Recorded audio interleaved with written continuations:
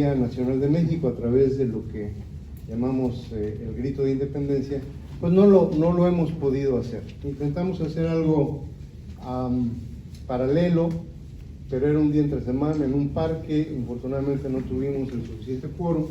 Entonces por eso ven que está esto muy decorado a la mexicana también, porque hemos querido aprovechar la presentación de Encuentros en Catay para, con todos los amigos que han asistido, y que estoy seguro que irán apareciendo más, ya ahora pues prácticamente están llenos todos los asientos, al final no solo brindar por la publicación del año 2020 de Encuentros en Catay, sino también por esta festividad en el mes patrio. No es tampoco en balde que lo hayamos, se hayan acomodado las cosas para que definitivamente lo hayamos organizado en el mes que para nosotros es el mes patrio de México, que es el mes de septiembre.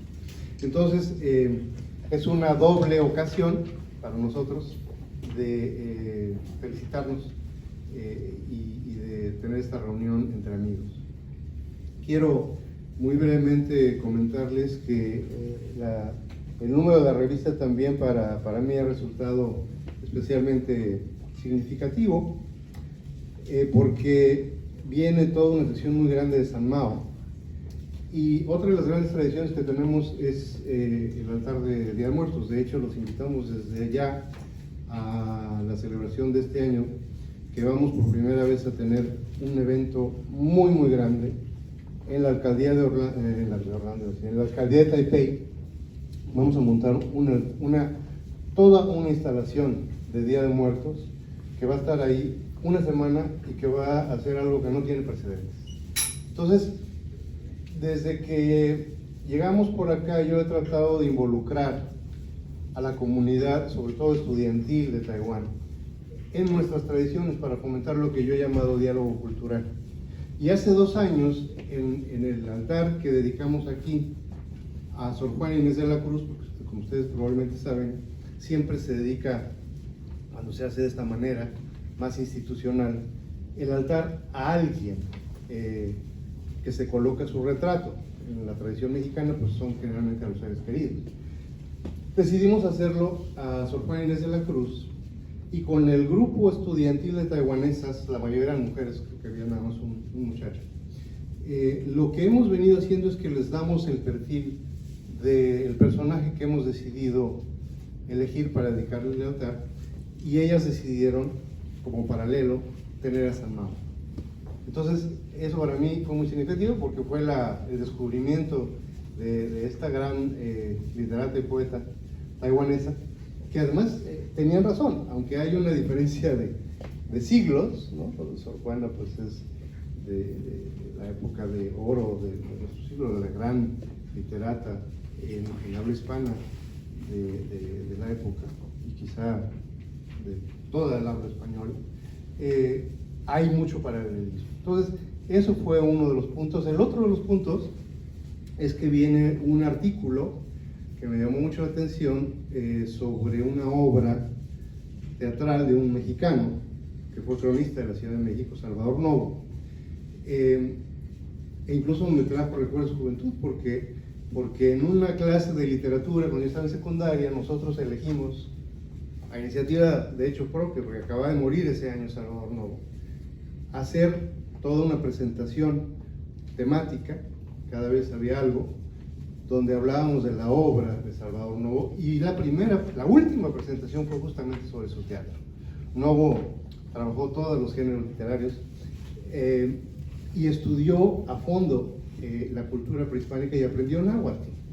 De manera que en esa obra que se titula Ipixitzin, o La Guerra de las Gordas, él está reflejando mucho de la realidad de la que él había brevado en esa época, cuando los mexicas de Tenochtitlan habían decidido atacar a sus vecinos en Tlatelolco, los tlatelolcas. Y eso es lo que refleja esa obra, y el autor decide ver una parte específica, muy interesante por cierto, la sexualidad en esa época, y cómo se manejaba el tema de las batallas y cómo usaban los antiguos mexicanos a las mujeres en esas batallas. Pero me llamó muchísimo la atención que, por cierto, y con esto termino porque no me quiero extender, porque tienen que hablar con ustedes, no yo, pero es interesante porque Novo, en esa presentación de su obra, tiene al primer ministro el que va a ser, que era el Tlatoani de los Tlatelolcas, contra quienes se van a lanzar los mexicas y lo van a derrotar y lo van a matar, hace la presentación. Y entonces Novo también era un gran maestro de la ironía y entre otras cosas trata de educar a los mexicanos contemporáneos sobre sus antepasados. Y una de las cosas que se hace en la obra es decir que los mexicas, en el náhuatl no existía la palabra, digo, la letra B ni la letra F. Y otra cosa es que no tenemos en el náhuatl los agudos. Entonces, decir Tenochtitlán, decir Teotihuacán, es un error. Y cierro leyéndoles, porque pues, los involucra a ustedes también, cómo el primer ministro de este Tlatoani de Tlatelolco explica por qué comenzamos los mexicanos. El único restaurante auténtico mexicano que existe en Taipei se llama Teotihuacán, pero en realidad no debería decirse Teotihuacán, sino Teotihuacán.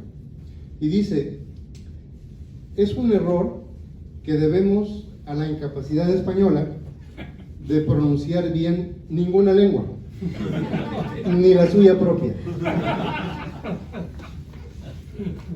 Concluyo simplemente adelantándoles que estamos muy contentos de que Ediciones Catay va a publicar muy pronto un libro bilingüe con cuentos infantiles de comunidades indígenas mexicanas. Y esa yo creo que deberá ser una presentación muy importante que tengamos también. Y queremos utilizar, de hecho, parte de este material para la próxima celebración en diciembre de un festival que organiza cada año la Biblioteca Nacional de Taiwán sobre lectura infantil. Si ya para entonces está listo ese libro, le vamos a dar muchísimo vuelo y vamos a pavonearnos mucho. Entonces, pues estamos muy contentos de que tengamos y hayamos llevado a tan amplio nivel la relación de trabajo y de amistad entre México y Ediciones Catay. Con esto les agradezco la presencia a todos ustedes. Los invito a que no se nos vayan porque va a estar bien al final con el brindis de tequila y vino. Y le doy la palabra al profesor José Ramón Álvarez para que nos haga favor de presentar el programa de hoy de la presentación de Encuentros en Catay 2020 número 3. Muchas gracias y bienvenidos. En primer lugar, agradecer las palabras del embajador y sobre todo el magnífico lugar que siempre nos da para estas actividades. También agradecer la presencia del nuevo director de la Cámara de Comercio de España y a todos los presentes, que ya muchos nos conocemos. Yo quiero presentar, me han dicho que presente la revista. En primer lugar, la portada es de un artista importante español y que conocen muchos de los taiwaneses que han ido a estudiar a España han sido alumnos suyos en la Facultad de Arte de Madrid, Bellas Artes. Es una portada un poco compleja, pero que refleja mucho de la vida de San Mao. Aquí hay muchas cosas del mar, hay cosas en chino, o sea, es un collage, ¿no?, como llaman, ¿no?, que refleja casi todos los aspectos de la vida de San Mao. Habría que especificar más concreto, pero bueno, ya sabéis, para el que quiera investigar un poco la portada, creo que es importante.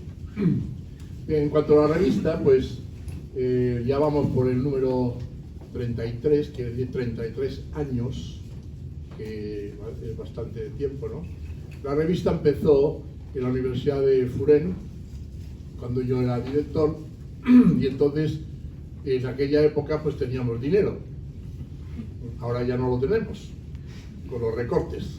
Entonces, bueno, pues estuvimos bastantes años pues publicando la revista, pagado por la universidad. Y llegó el año 2000 aproximadamente, yo de fechas no tengo mucha memoria, pero más o menos el año 2000, en que nos cortaron, la universidad nos cortó la subvención, y entonces bueno, tuvimos que buscar otros medios para poder editar la revista, pues por medio de amistades. Y luego ya tuvimos esta la segunda época, que duró unos 6 años, por eso los que aquí en el lomo pues pone Encuentros en Catay, y pone en este nuevo, ya es la tercera época, es Ediciones Catay. Entonces ya por medio del director de la editorial Catay actualmente, de Miguel Lastra, Rubio Lastra. El Lastra, porque como yo soy asturiano, el Lastra me tira mucho, ¿no? Entonces, el Lastra es apellido asturiano, gracias a nuestra indigna portavoz del Partido Socialista, pero bueno. Entonces, esa tercera época llevamos ya también pues unos 5 o 6 años ya. Y sobre todo tengo que agradecer especialmente al señor Hugo Su, por favor que se levante, que es nuestro editor, gracias al cual podemos editar la revista, ¿no? Porque como no tenemos subvención de ningún sitio, pues hay gente que siempre nos ha ayudado. Anteriormente ha habido otros también que nos han ayudado, ¿no?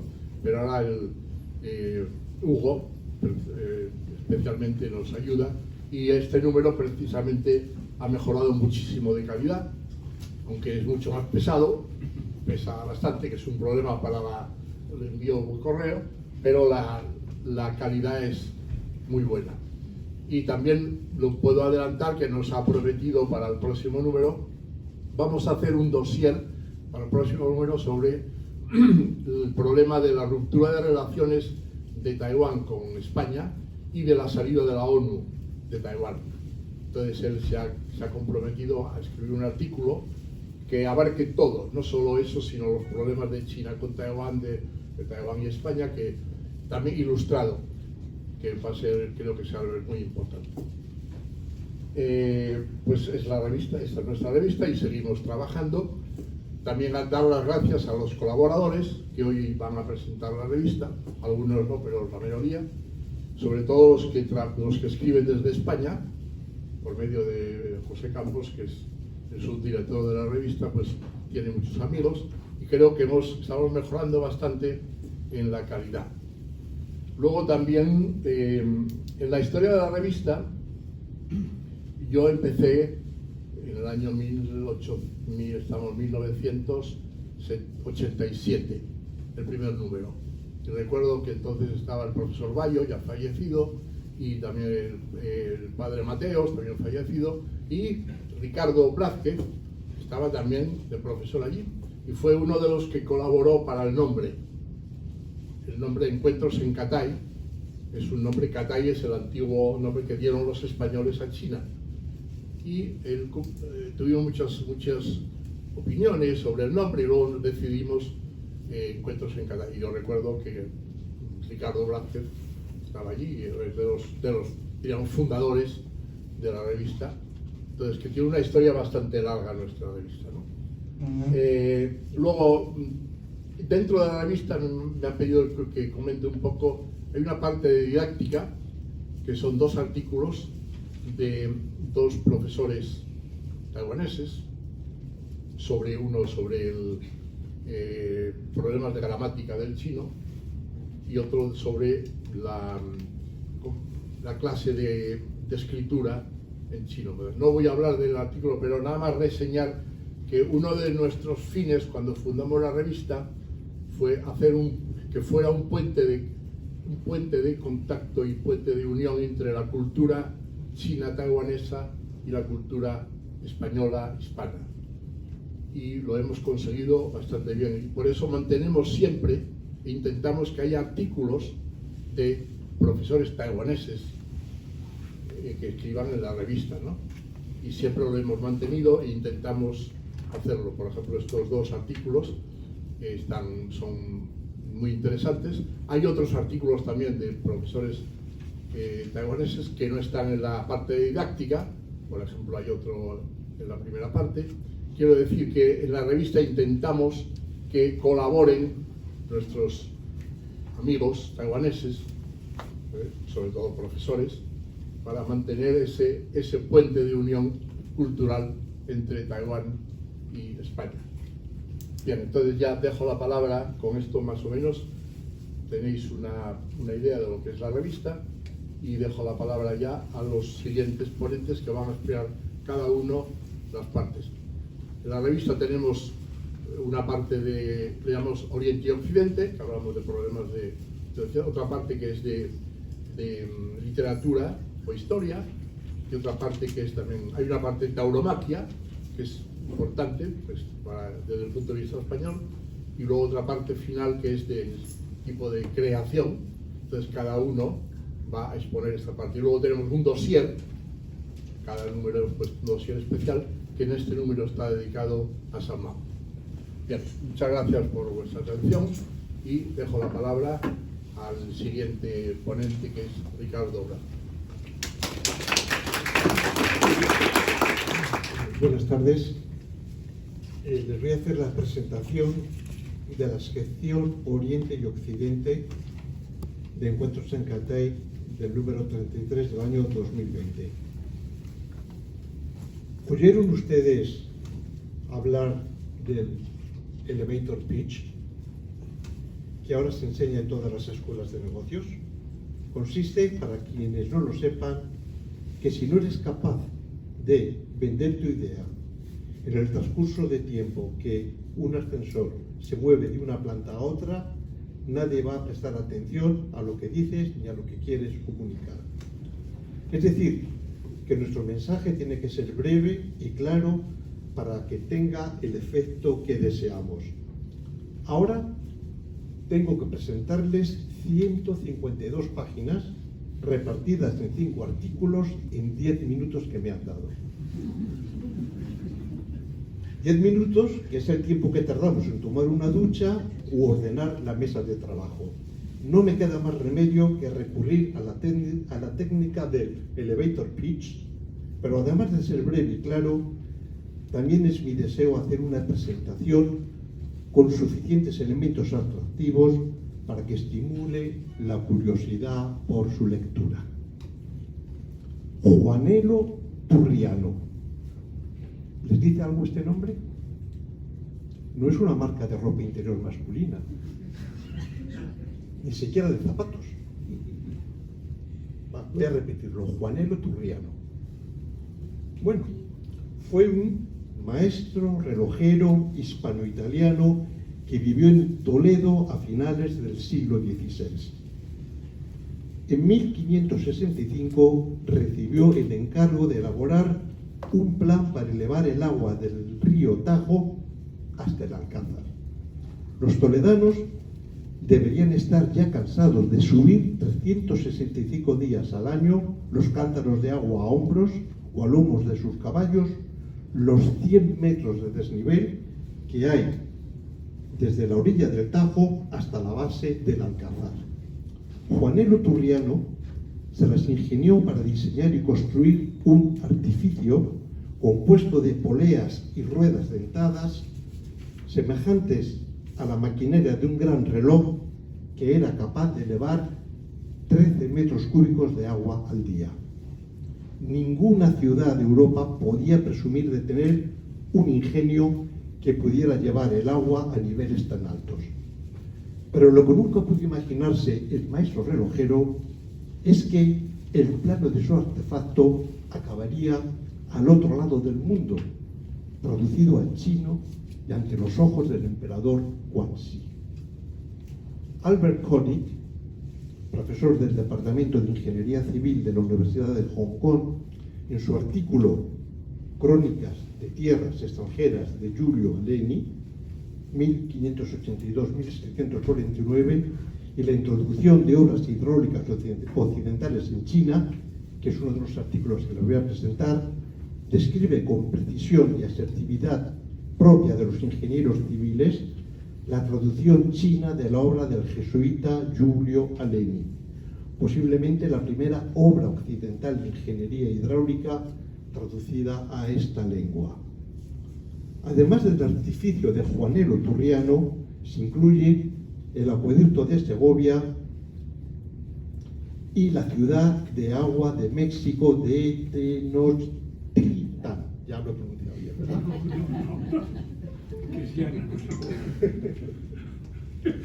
El jesuita explica cómo la capital de México se fundamenta sobre dos lagos, uno de agua dulce y otro de agua salada, cuyos niveles suben y bajan como las mareas.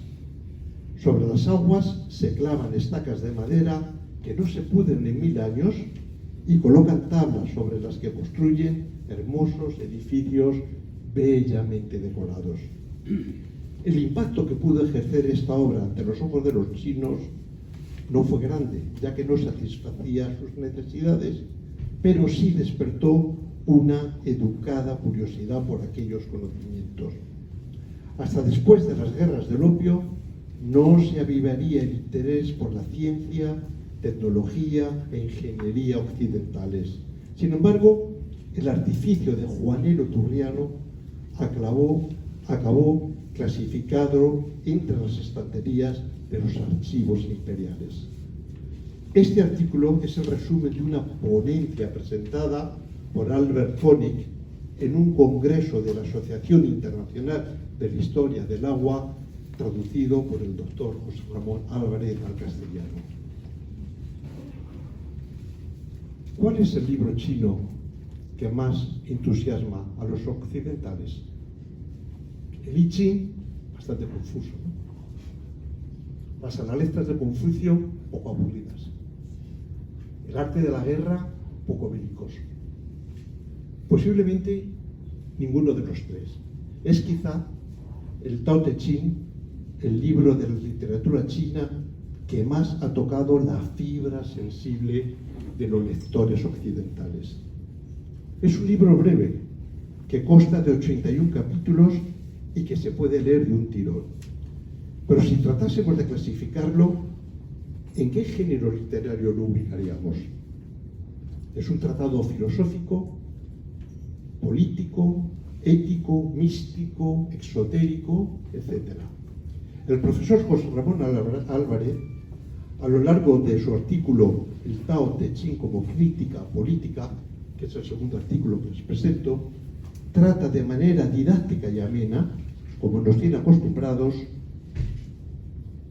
trata de clasificar esta obra que por su naturaleza cuesta encontrar unos paradigmas en los que ubicarla. Arranca el artículo realizando un análisis de sus capítulos y los clasifica según mencionen o hablen del gobernante, del sabio, de lo virtuoso, de los nobles, reyes, ministros, caballeros y del gobierno en general. A la luz de esta clasificación u ordenación, el libro contiene una orientación política dirigida a los gobernantes. Pero de nuevo surge el genio del Tao, con sus negaciones y paradojas para descubrir lo positivo, que no se deja fácilmente encuadrar en un sistema clasificatorio convencional. El autor se inclina por clasificarlo no exclusivamente un tratado de política y gobierno, sino en una astuta y acertada crítica a los sistemas filosóficos y éticos, empleando principios críticos generales que se deben tener siempre en cuenta. Aquellos que buscan doctrinas claras, lógicas y prácticas sin ser capaces de aceptar contrariedades y paradojas que nos ofrece la vida son quienes se opusieron y se opondrán al taoísmo. El artículo Con palabras del escritor Li Yutang, podríamos resumirlo así: el taoísmo no es una escuela, no es solo una escuela en China, sino un rasgo profundo del pensamiento chino y la actitud china con respecto a la vida y sociedad.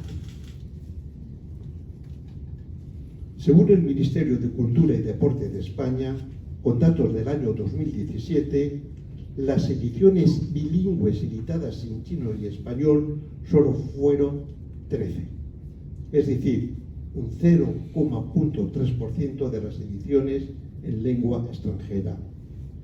Respecto a la traducción, entre las 10 primeras lenguas no figura el chino, lo que demuestra que este idioma tiene muy poco peso en el panorama editorial. Para una comprensión más profunda y actualizada, la profesora Zhang Yunqi, profesora de la Universidad de Tancán, analiza la traducción de textos filosóficos chinos en español en su artículo La traducción de la filosofía china en España, estado de la cuestión, que es el tercer artículo que les presento. La autora realiza un recorrido por los primeros textos filosóficos chinos traducidos por los religiosos españoles en el siglo XVI. Desde entonces hasta ahora la situación ha dado un giro. El estudio de la cultura e idiomas chinos no es aún importante en España. Existen pocos trabajos de traducción de obras filosóficas chinas comparadas con las de otros países. Según la autora, la sinología en España es una ciencia aún por explorar y por tanto tiene mucho recorrido.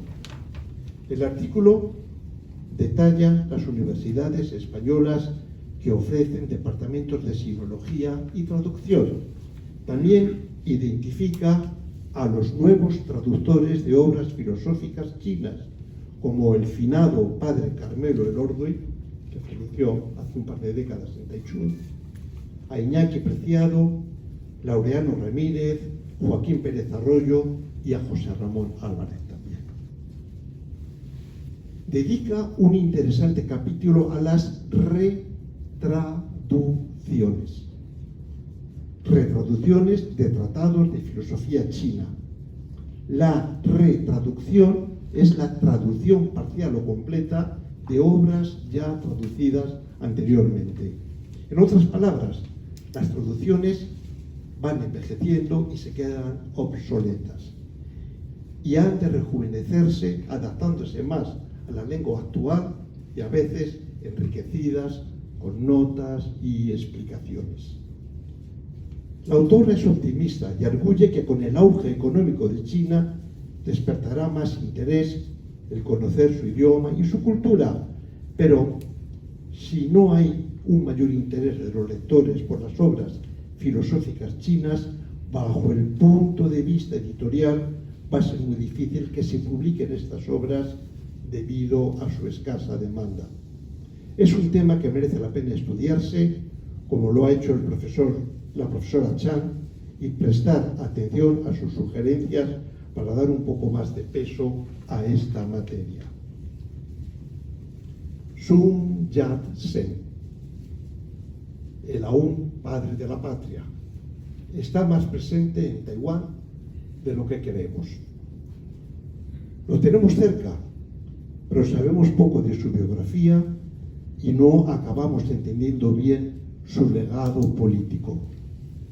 El siguiente artículo, el número 4, Apuntes de la vida y doctrina política de Sun Yat-sen, una mirada desde Occidente, firmado por Juan San Martín de la Universidad Providence en Taichung, tiene unas características que no podemos encontrar fácilmente en otros estudios. Su punto de vista es la de un politólogo e historiador occidental que conoce y ha investigado la realidad de Taiwán y del continente en el siglo XX y que además tiene suficientes recursos lingüísticos para trabajar con documentos en lengua original. Después de su detenida lectura, las piezas de ese rompecabezas que es la historia del periodo post-imperial e inicio republicano, comienzan a encajar y podemos entender de una manera organizada y sistemática esas décadas fundamentales de la historia política contemporánea de China. Recomiendo la lectura de unas páginas dedicadas al término libertad y democracia y su traducción al chino. Y además el debate de si las libertades individuales debieran ser restringidas a favor de la libertad nacional.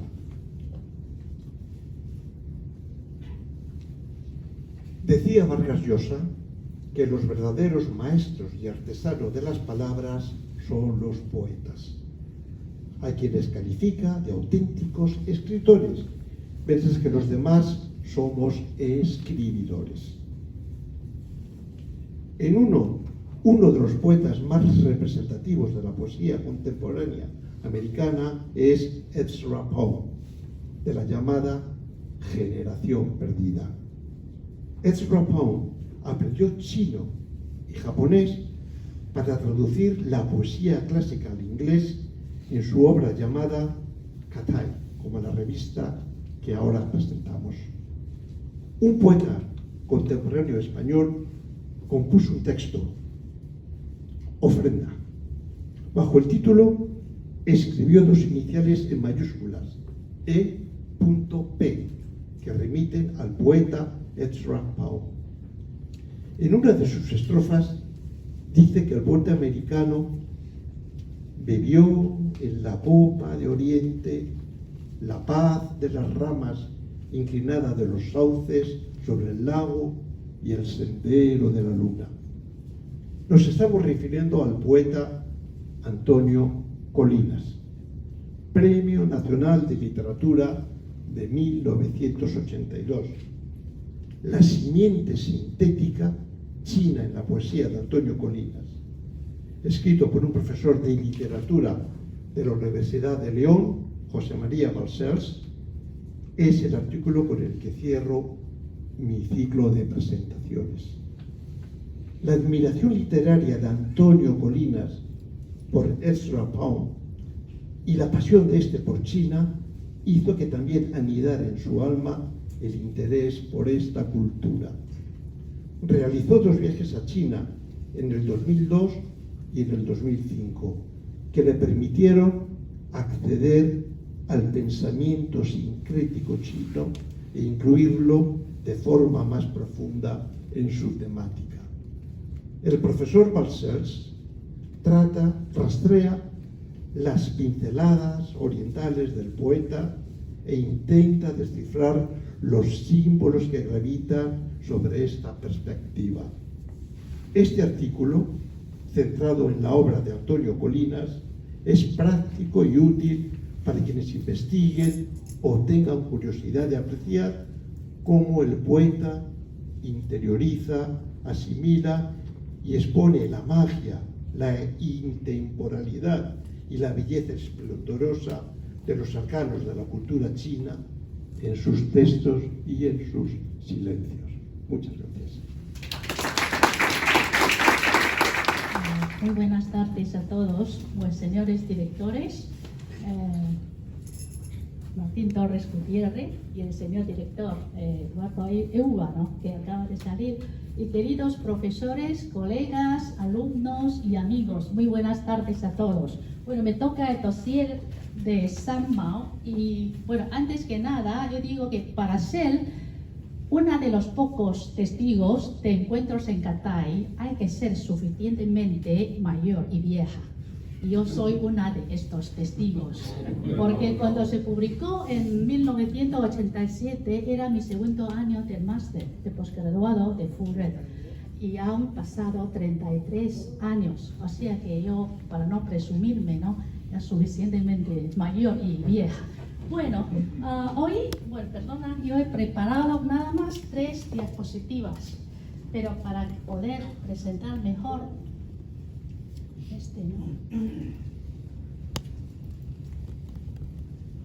el dossier de San Mao ¿Se proyecta? Sí. yo creo que no hace falta apagar la luz para que no duerman. Para comprender la literatura contemporánea taiwanesa hay que conocer dos figuras femeninas muy importantes. Bueno, una es Erin Chen. Este año es el centenario de Zhang Ailing y el año que viene serán 30 años de la muerte de San Mao. Pues Erin Chen representa la literatura aristócrata. Entonces, San Mao representa la literatura popular, bueno, por así decirlo. Y San Mao hoy en este dossier en realidad abarca 4 autores. Uno es nuestro querido difunto profesor Manuel Bayo, y otro es José Campos Canizares, y otros 2 artículos es Vanessa, profesora Liu, y yo, a las 2. Bueno, voy a decir por separado al artículo de profesor Pepe Campos de 4 dibujos de Manuel Bayo, aquí un poco como el recuerdo de su memoria y el recuerdo amistad hasta pasión con San Mao. Y hay unas cosas que a lo mejor muy pocos pueden percibir. Yo entonces, siendo testigo de la amistad y de teatro, representación teatral, porque según dicen, Manuel Bayo conoció a San Mao alrededor del año 1987. Aquella época fue el auge de la representación teatral, que el profesor Ricardo Prat, que también era director de teatro, y yo, como una de las protagonistas, una de los protagonistas, si mal no me acuerdo, entonces representamos los entremeses de Cervantes, los pasos de Lope de Rueda, incluso el retablo de maravillas de Cervantes, que a Manuel Bayo le encantó, incluso él mismo actuó un papel ahí. O sea, fue esa época. Por eso el artículo de Pepe Campo dijo que me contaron, decían que conoció a San Mao en unas representaciones teatrales. Fue aquella época, o sea, cuando yo era alumna, pero aún así yo no podía ser testigo, no hay femenina, no, testigo de esa relación íntima entre Manuel Bayo y San Mao. Pero según a lo largo de los estudios y los años, según mi propia experiencia, el contacto con los españoles después de 30 años, yo creo que todo es posible. Y justo, ya si veis mi artículo, en el año 1991, San Mao también tuvo un poco de disputa con otro pintor, escritor de China continental. Poco después murió ella. Pues ahí en el artículo de Vanessa Liu habla de que si es suicidio, de accidente o lo que sea, de cáncer o enfermedad, ahí en el artículo ha dicho, yo creo que a ustedes les interesa, ya han escrito y publicado por encuentros en Qatar. Lo que nos interesa aquí a lo mejor unos cotilleos o rumores, ¿no? Anécdotas, ¿no? Pero tampoco vamos a ser como los paparazzi, ¿no? Así que para intercambiar o remontar o recortar nuestros pasados tiempos con los queridos profesores. Y ahí ves que, según Pepe Campo, y yo había notado que estos 4 dibujos fue después de la muerte de San Mao, y solamente la primera ausencia, ¿ve? Parece caricatura de ese famoso pintor japonés, ¿no? El chico sin cara, ausencia. La segunda es delimitación. Y la tercera es como un cuerpo de San Mao, o sea, una relación muy íntima, como cercanía, eso es. Y la cuarta, despedida. Y solamente esta tiene fecha de 95, o sea, 1995, como 4 años después de la muerte de San Mao. Así sí que podemos percibir ese intimismo que el profesor Bayo siente por San Mao, así mismo y viceversa. San Mao, siendo una escritora viajera, soñadora, romántica y tan humana, es fácil, ¿no?, despedir esos sentimientos humanos hacia el profesor Bayo, incluso nosotros. Y he visto esa traducción de profesor Bayo de los 2 cuentos. Ojo, yo creo que profesor Bayo ha sido como uno de los primeros traductores de los cuentos o de los ensayos, el relato de San Mao, porque siendo tan famosa, en realidad no ha habido ninguna traducción como una obra entera, completa, antología de los ensayos de San Mao, hasta esta trilogía publicada en España. Porque los ensayos relatos de San Mao se publicaron como sueltos, en selecciones. Ya conocemos esa revista, Reader's Digest, en español son selecciones y nada más.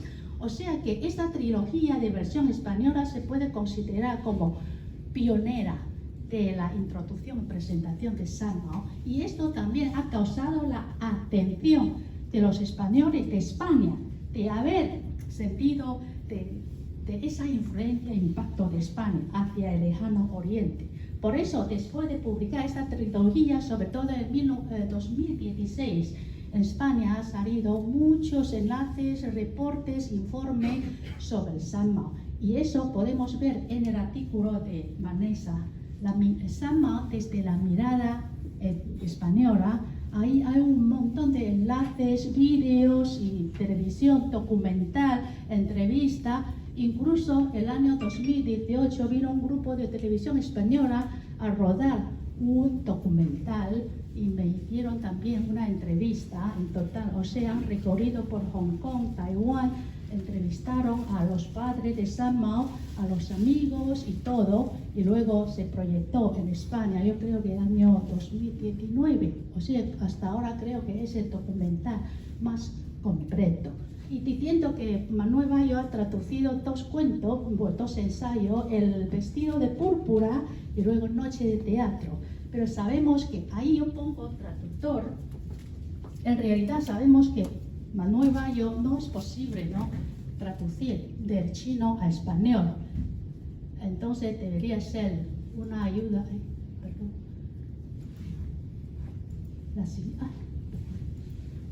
Eso. Por ayuda de San Mao. Seguro que San Mao ha traducido primero al español, luego profesor Bayo como corrector de estilo. Porque que yo sepa, Manuel Bayo solamente sabe hablar 3 expresiones en chino: cenicero, cerveza y estación de tren. No me equivoco, ¿verdad? Porque son las 3 cosas que él necesitaba más para su vida. Estación de tren, porque entonces enseñaba en Tancán, también en Furel. Entonces transporto de estación de tren de Taipei. Luego cenicero, ya sabe que él es bastante fumador, o sea, cosa de inspiración literaria. Luego cerveza, eso es bebida, agua, no es alcohol. O sea, así que he puesto como traductor, en realidad como corrector de estilo. Y ya sabemos que San Mao, aparte de ser escritora, también es traductora de Mafalda. O sea, ha ejercido gran impacto en la literatura taiwanesa y también es una de las primeras que ha traído la cultura española, y no solamente porque en sus ensayos también había presentado, antes de que conociéramos a Gabriel García Márquez, comentó los funerales de Mamá Grande y la siesta de martes. O sea, San Mao en realidad casi como una de los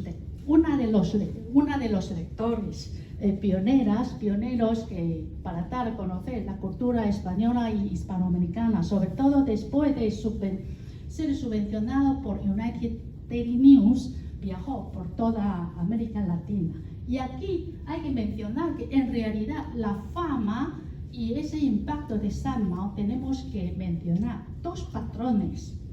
Porque para ser una escritora, un escritor famoso no es fácil, y uno es la editorial Corona, porque ha publicado todas sus obras.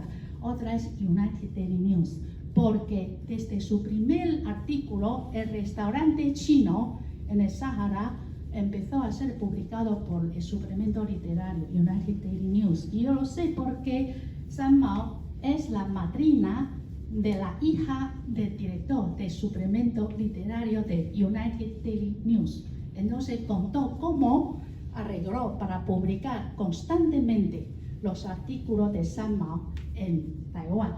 Luego, profesora Vanessa habla de unos puntos muy importantes, de que si es rumor la mirada de España. Yo creo que esas cosas o estos artículos hasta hoy como una primera etapa, ya, finito. Y, para terminar, a mí me gustaría citar lo que dijo Yashe, o sea, el director del suplemento literario. Para que Sanmao o para que la figura y sus obras puedan mantener y puedan perdurar, hay que estudiar e investigar sus obras, porque si no yo creo que todas las cosas siempre vuelven a repetir. El amor con José María Quero, si ella ha inventado cosas que no son verdaderas, si habla mal de su suegra, de que si quién va primero al Sáhara, eso ya son curiosidades y misterios, pero ya todos revelados. Yo creo que a partir de ahora, tanto en España como en Taiwán, tenemos que leer sus obras y luego hacer investigaciones. En este sentido, todavía no he visto la mirada española, porque en España necesitamos los profesores españoles que estudian, que enseñan y luego cómo ven ellos esas obras y cómo refleja Sanmao esa cultura española. Entonces hay un punto muy importante en mi artículo, es que yo he comparado los libros de viaje, la literatura viajera de Sanmao con la novela picaresca española. Eso es un punto muy, a mi parecer, ¿no?, muy importante, y muchos factores muy semejantes. Por ejemplo, describen a los personajes, a los perdedores, a la gente, o sea, que no son de la clase baja social. Luego describe las características del pueblo español y el pueblo taiwanés. Luego picaresca siempre en primera persona.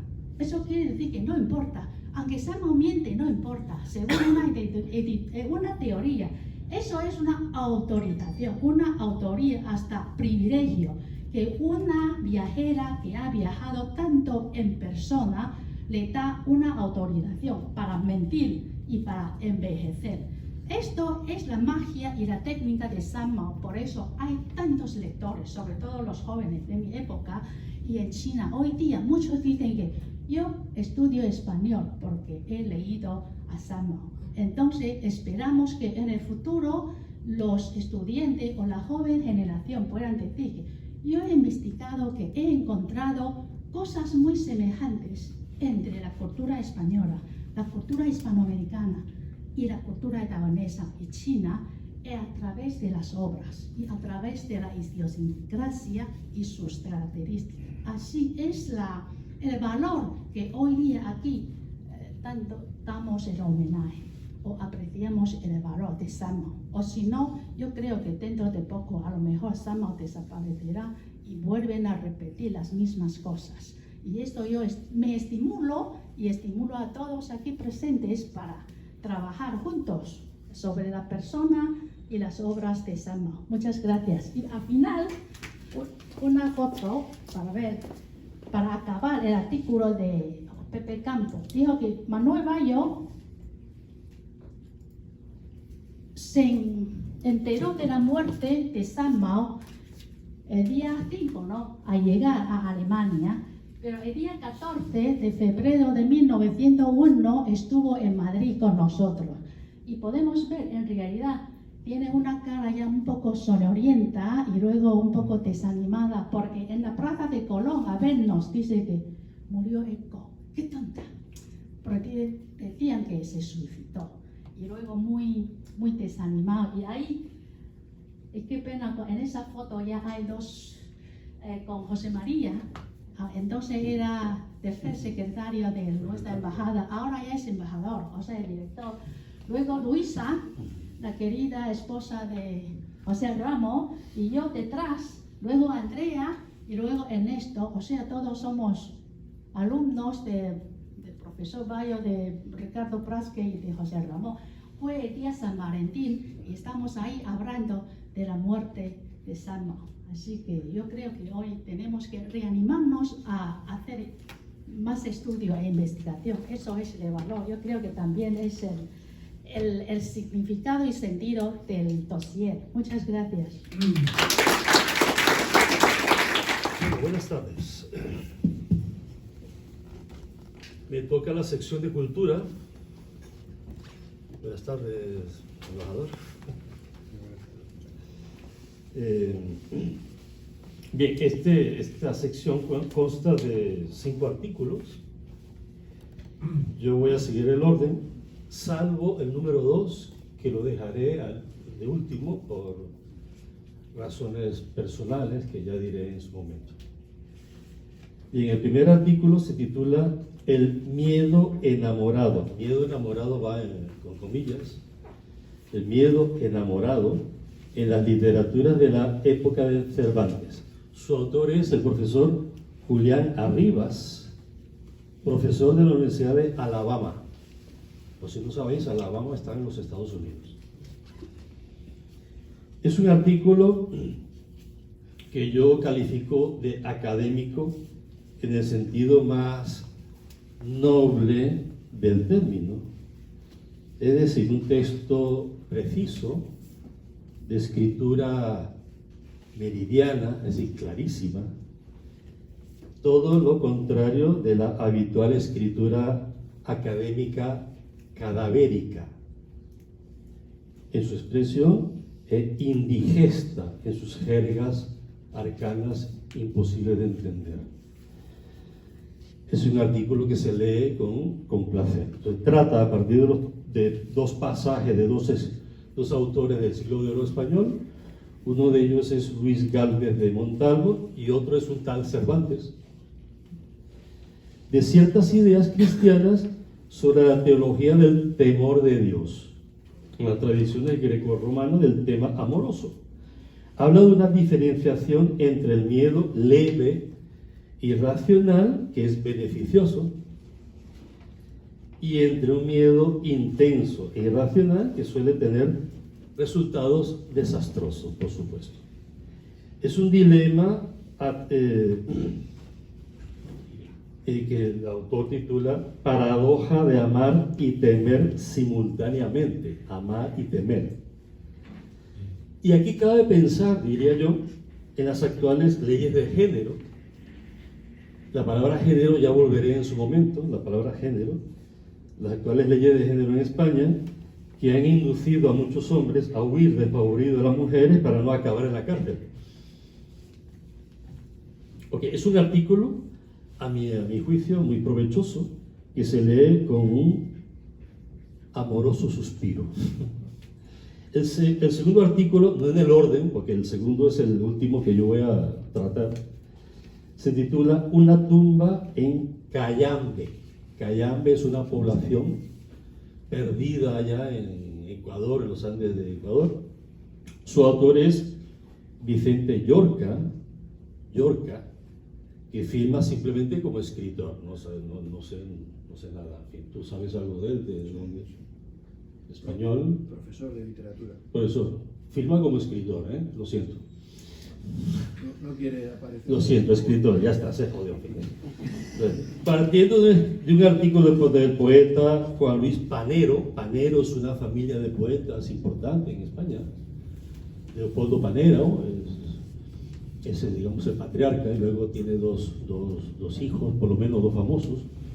Juan Luis, y luego uno, Leopoldo María, que está más loco que una cabra. Acá murió hace poco, ¿no? Vamos. Se murió de loco. De loco. Entonces Juan Luis, para mí, es el poeta más brillante de todos ellos. Pero es que a partir de un artículo de este poeta, así titulado Una tumba en Cayambe, en la que habla de su visita a la tumba de un empresario y torero español, del miembro de la famosa familia de los Dominguín, ¿no? Todo que sabe un poco de Dominguín, se llama Domingo Dominguín, de la serie de dinastía, ¿no? Bien, este empresario se fue, un día decidió irse a morir allá en aquel pueblo, en Ecuador, y allá se murió, ¿no? En un remoto pueblo antes de Ecuador.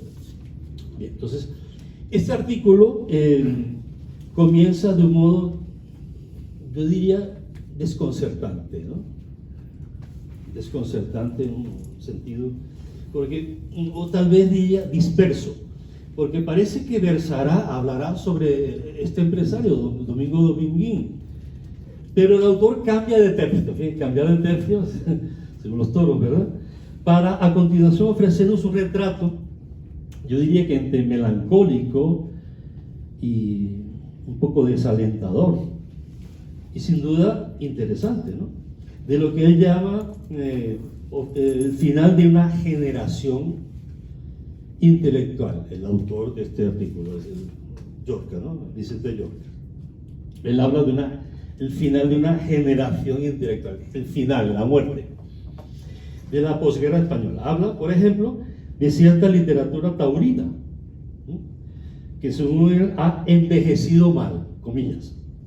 Como por ejemplo, él habla de los juegos de palabras de José Bergamín, ¿no? José Bergamín, para mí el mejor prosista de la generación del 27, la generación de Lorca, los grandes poetas de la generación del... José Bergamín para mí es el mejor prosista, mal poeta, pero gran prosista, ¿no?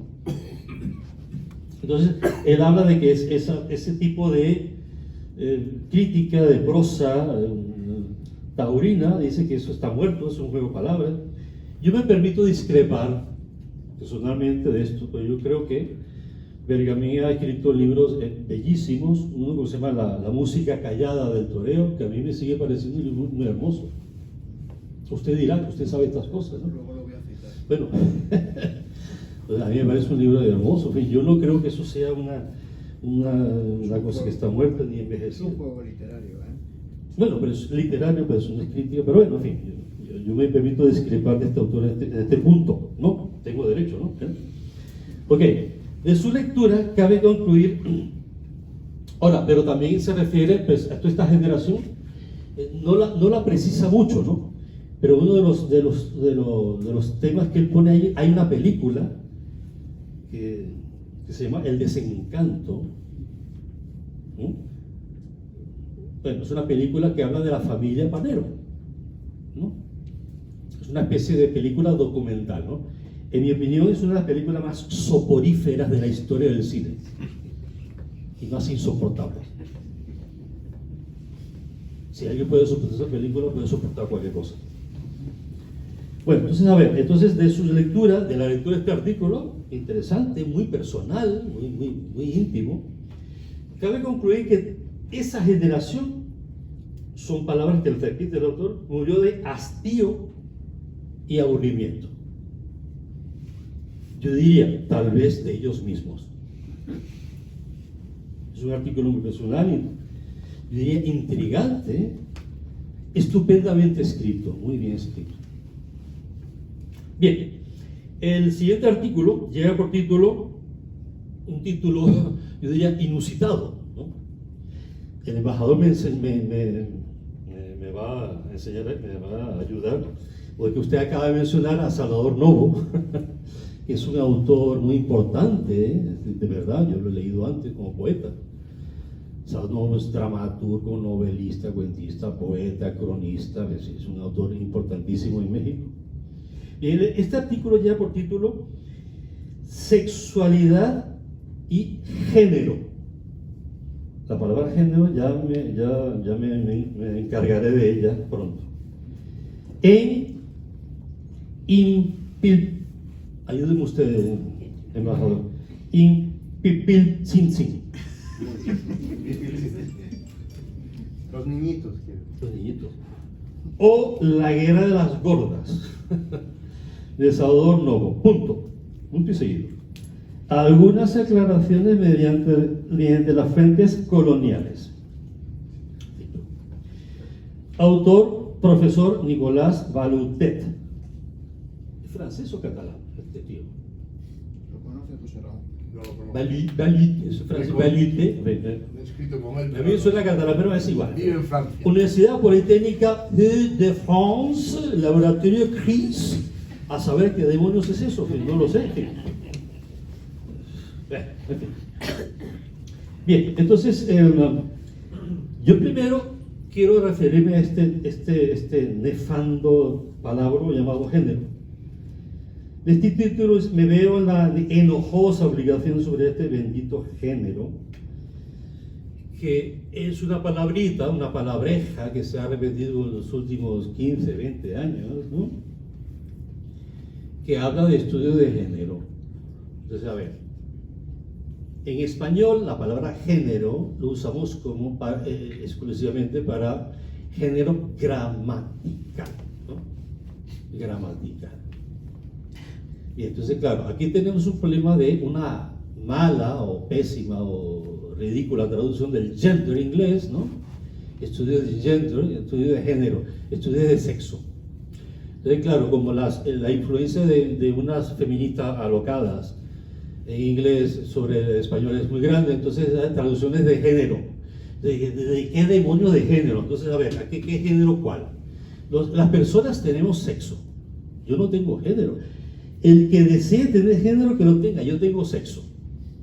Entonces, las personas no tenemos género, es sexo, ¿no?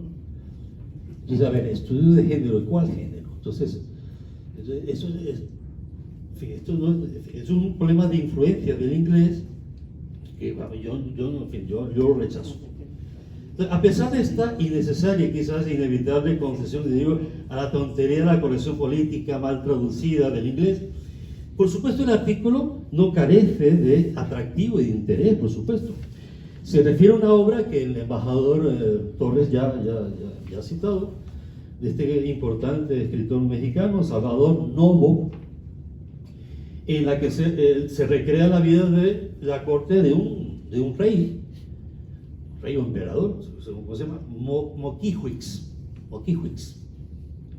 rey de Tlatelolco, unos 40 y pico años antes de la llegada de Cortés, para situar un poco, ¿no? Unos 40 años, 1480, a tierras aztecas, y el artículo se centra en las, el título comienza así, ¿no? Sexualidad, ¿no? En las ciertas costumbres sexuales, más que costumbres, más bien perversidades sexuales, más bien, de ese rey de Tlatelolco, que condujeron a su derrota humillante, yo diría que merecida, ante el emperador de Tenochtitlán. Aquí, como siempre, las mujeres son su perdición, como muchas veces ocurre. De ciertas descripciones sexuales, porque el artículo se centra mucho en eso, pueden ser ofensivas para ciertas sensibilidades. Algunas descripciones sexuales de esta obra de Novo, aunque el autor habla principalmente al final del artículo de las fuentes, sobre todo de crónicas de españoles y crónicas literarias y crónicas históricas, ¿no? Es un artículo de ardua investigación académica en torno a estas fuentes, ¿no? Sobre estas piezas mexicanas, que nos lleva a pensar que, yo diría, que nadie está libre de los temibles demonios del héroes en cualquier cultura y en cualquier época. Bueno, el siguiente artículo, el penúltimo, se titula El viaje internacional del español. Su autor es Daniel Fernández Vítores, profesor de la Universidad de Alcalá de Henares. Es una autoridad en la materia. Me parece un artículo, importantísimo para nosotros que somos muchos aquí profesores de español. Diría que sería de lectura necesaria, obligatoria casi, ¿no? Porque nos sitúa actualmente en qué importancia tiene la lengua nuestra en el mundo actual.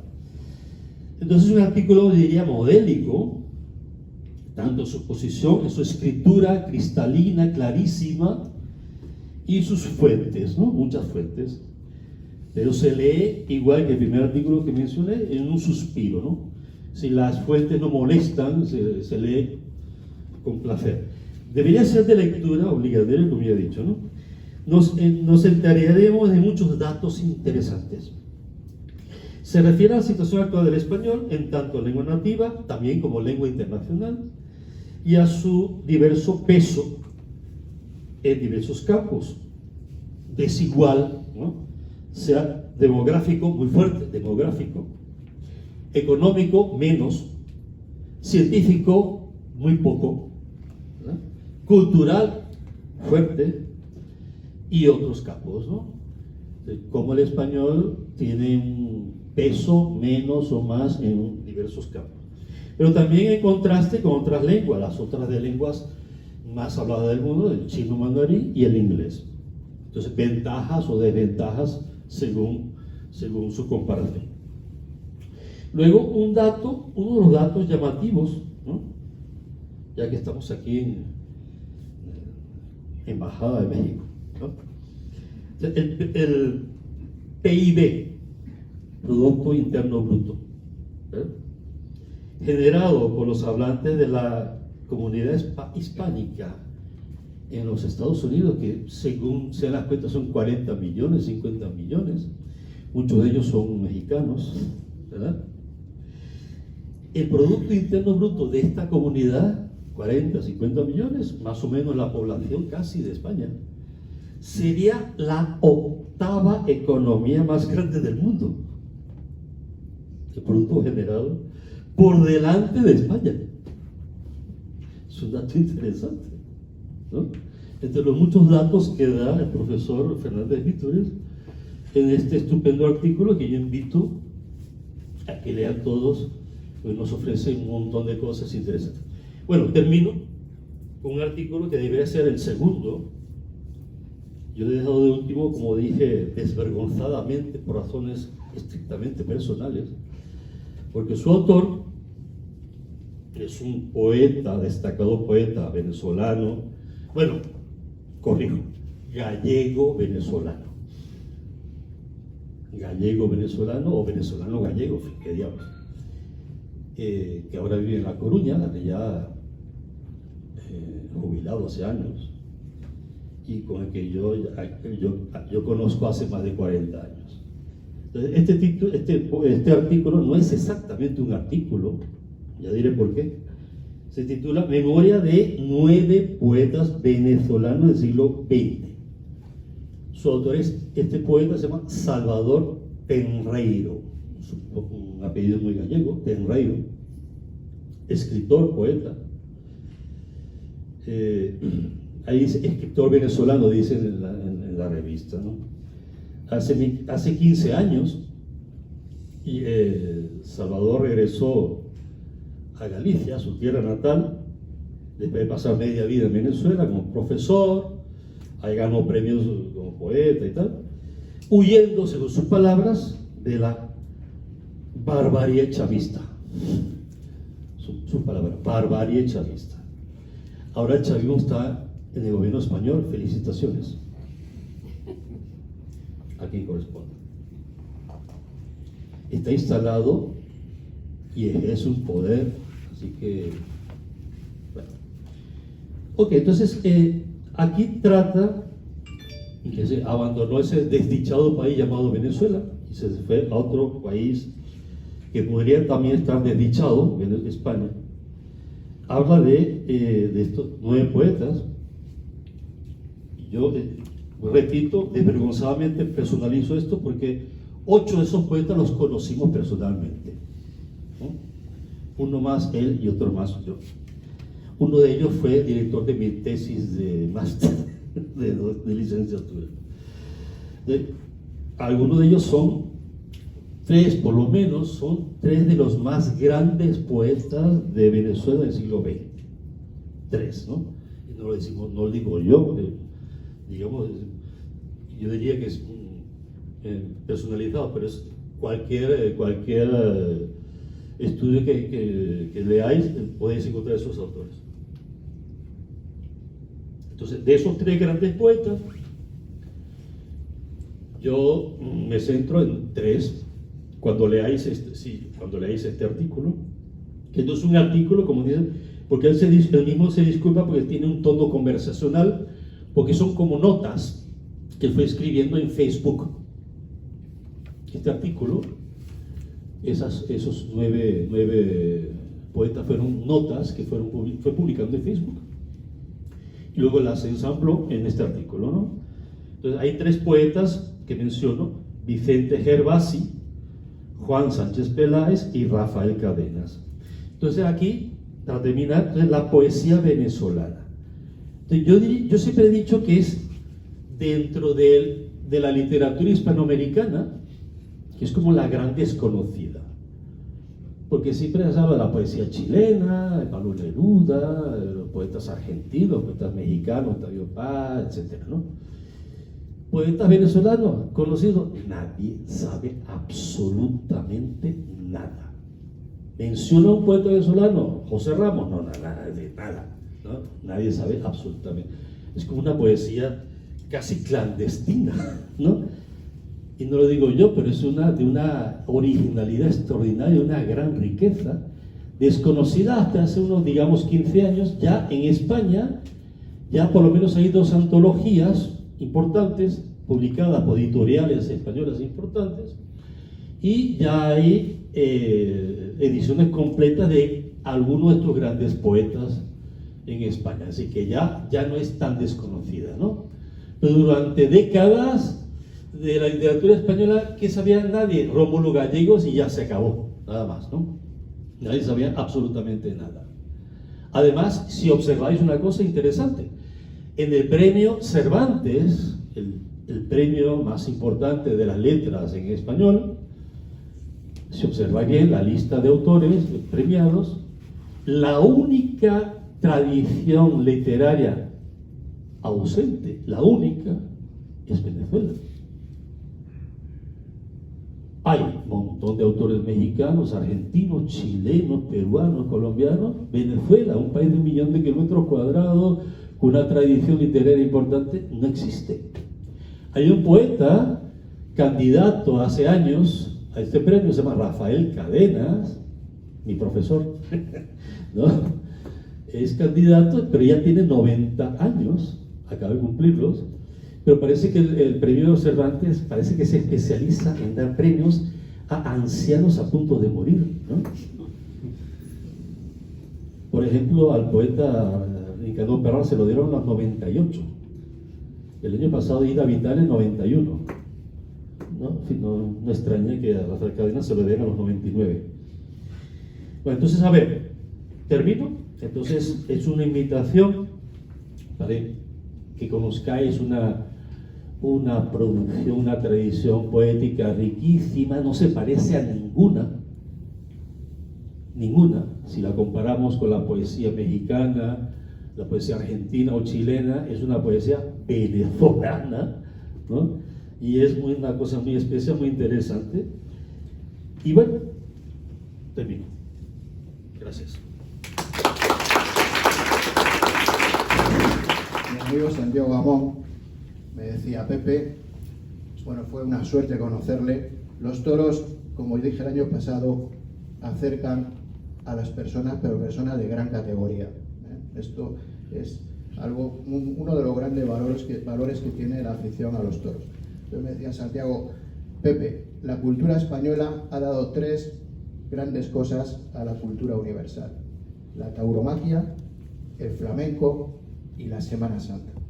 Bueno, pues la revista Encuentros en Catay al menos le está dando cabida a la tauromaquia, que tal vez de las 3 grandes artes o áreas de la cultura es la que tiene más literatura y más investigación, porque el flamenco, ya nos gustaría, pues tiene muy poco. Sinceramente, siendo algo tan maravilloso, pues no hay muchos investigadores dedicados al flamenco. Sí a escribir de flamenco, pero no investigaciones serias. Y con la Semana Santa pasa algo parecido. Hay estudios artísticos, pero la Semana Santa, yo de las 3 cosas voy a sorprender. Me quedo con la Semana Santa, Pues me parece lo más importante y con mucha diferencia. Pero bueno, como tengo el veneno de los toros, pues vamos a hablar de los toros. Esto decía Santiago. Luego me he acordado mucho de él porque hay un artículo primero. Tenemos un artículo de José Suárez Inclán sobre Rafael de Paula, el toreo niño de Rafael de Paula. Como vemos ahí, Rafael de Paula dando un muletazo, un natural realmente, pues eso, increíble, que es de toreo soñado, sensacional. que ya tiene 80 años, como vemos aquí, Rafael de Paula. Bien, ¿quién es José Suárez Inclán? Pues es un escritor, es profesor y luego, pues en una época fue crítico taurino del país. Durante un año se recorrió toda España escribiendo las crónicas de todas las corridas, y también es poeta. Esto se nota mucho en el artículo, se nota porque tiene una gran calidad literaria. Bien, aquí tenemos a José con Rafael de Paula. Es una devoción la que sienten ambos, José sobre Paula. Bueno, también Paula es muy amigo de José Suárez. Como vemos aquí, para mí el escrito tiene un gran valor antropológico, porque se mete en la mentalidad de los gitanos, porque Paula no solamente es torero, sino que es gitano, y eso le da una particularidad especial como persona y como artista, y eso lo tiene el artículo. Es como una introducción en la mentalidad, en las mentalidades de la cultura gitana. Es una aportación. Y luego, por otro lado, estudia ese toreo soñado de Rafael de Paula. Aquí es donde me acordé de mi amigo Santiago Amón, porque aquí le vemos a Santiago con Paula y con su hijo Rubén, que también es amigo mío. Yo a Rubén le conocí en la salida de la plaza de las ventas con pantalones cortos, más o menos tendría esta edad. Y la mayor conmoción que yo he visto nunca en un acto social, artístico, fue la gran faena que hizo Rafael de Paula en las ventas en el año 1987. Vimos la faena de pie. Aquello fue algo absolutamente indescriptible. Entonces, a la salida, la primera persona que me encontré fue con Santiago Amón. Entonces Santiago Amón me dijo: Pepe, no dudes que eso ha ocurrido porque este lugar se llama Las Ventas del Espíritu Santo. O sea, en la Plaza de Toros de Madrid está sobre un lugar que se llama Las Ventas del Espíritu Santo. Dice, el Espíritu Santo ha venido hoy a torear. Y lo ha hecho transfigurado en Rafael de Paula. Ese día yo creo que fue un día que, pues, yo al menos creo que no pude dormir. Cometí el error, ese día, siempre a la salida de los toros se habla, se bebe, se discute, se aprende, pero ese día tuve una cita por el centro de Madrid y yo con la persona que había quedado no estuve. Estaba con ella, pero yo estaba en lo que había pasado y en lo que me estaba perdiendo en las tertulias. Eso es algo tremendo. Bien, es que aquí no se ve lo que están mirando. Bien, Vidal tituló Nunca el toreo fue tan bello. Cuando al día siguiente vamos y compramos el periódico, que era un acto que siempre se hacía en aquellos tiempos, leímos la crónica de Vidal, pues ya las lágrimas caían por el rostro. Ese gran escritor, Joaquín Vidal.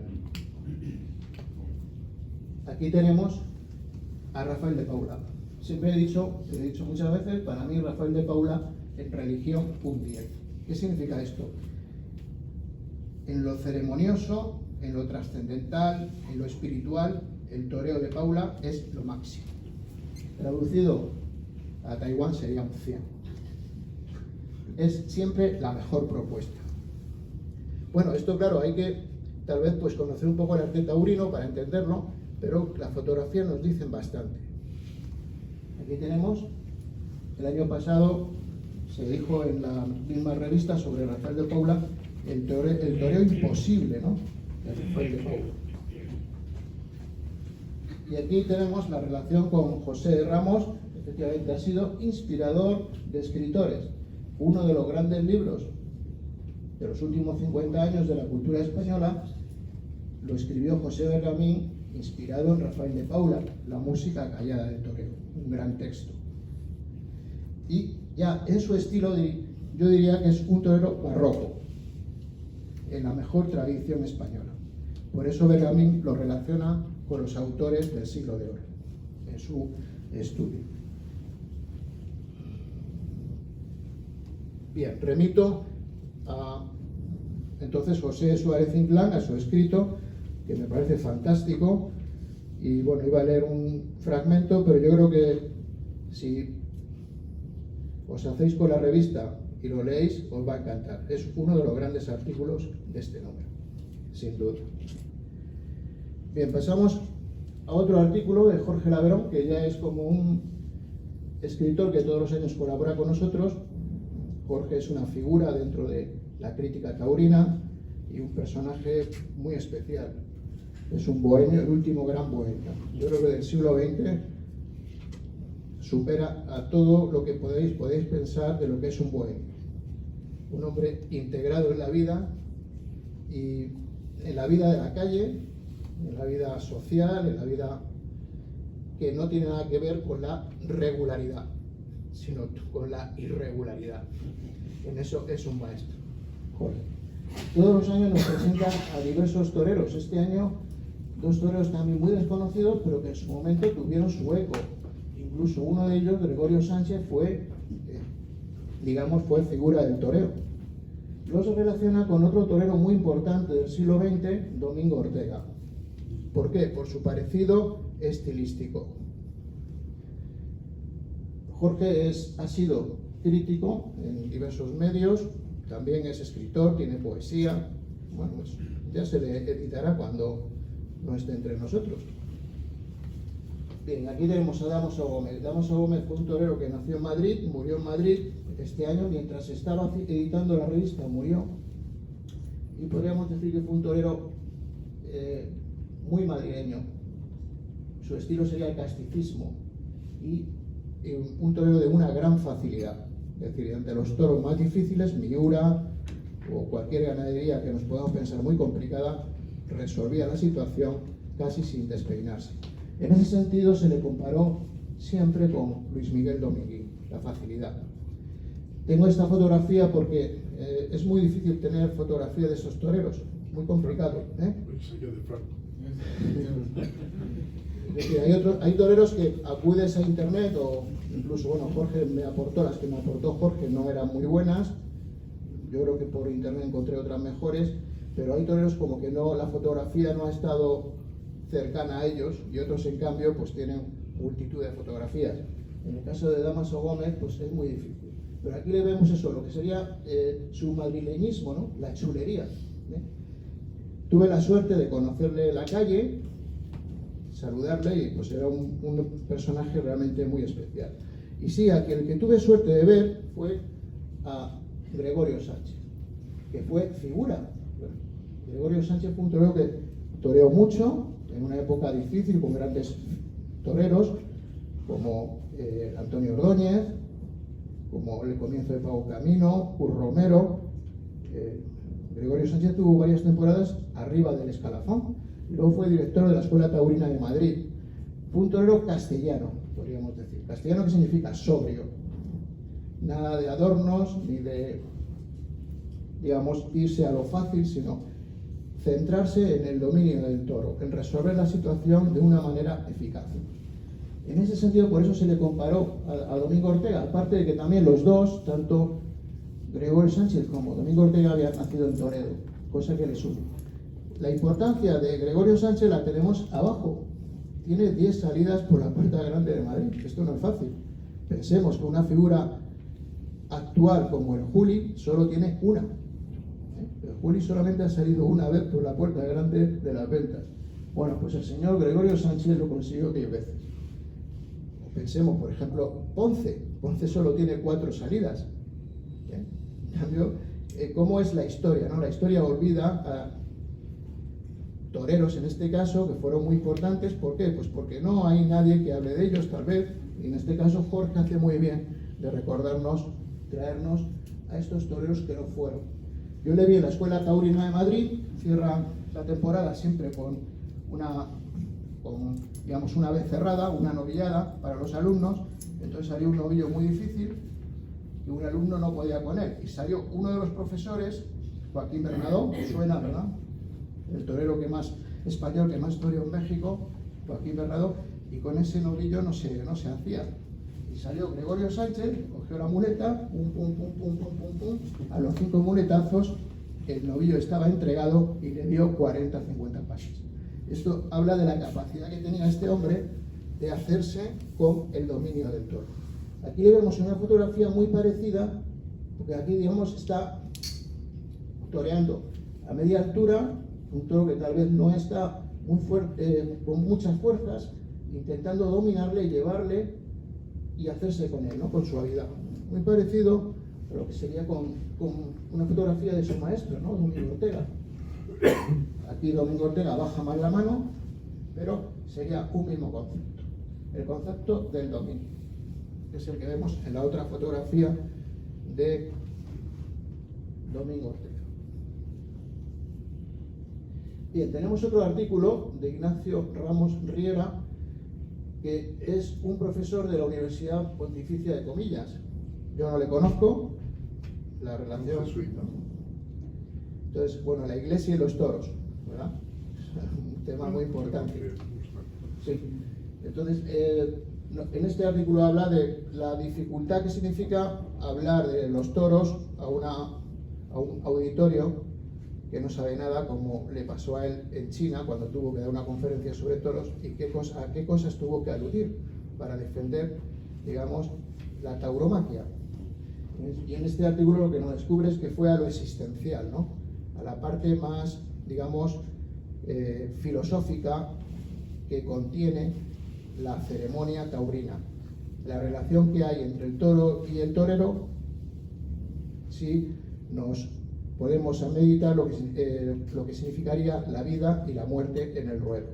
Eso es lo que él, digamos, utilizó para dar a entender de que no es una crueldad, sino que es un reto, el que se establece, un reto donde el hombre tiene que superar con su inteligencia todas las dificultades que un animal creado para eso, le va a poner en el ruedo, ¿no? Sería como un reto existencial.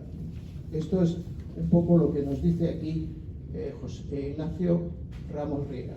He cogido esta fotografía donde vemos a Sánchez Mejías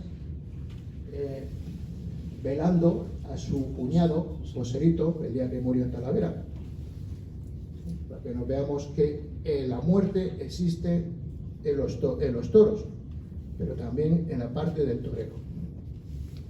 Bien, luego un artículo muy importante de este número es este que escribe Rafael Cabrera Bonet sobre Goya.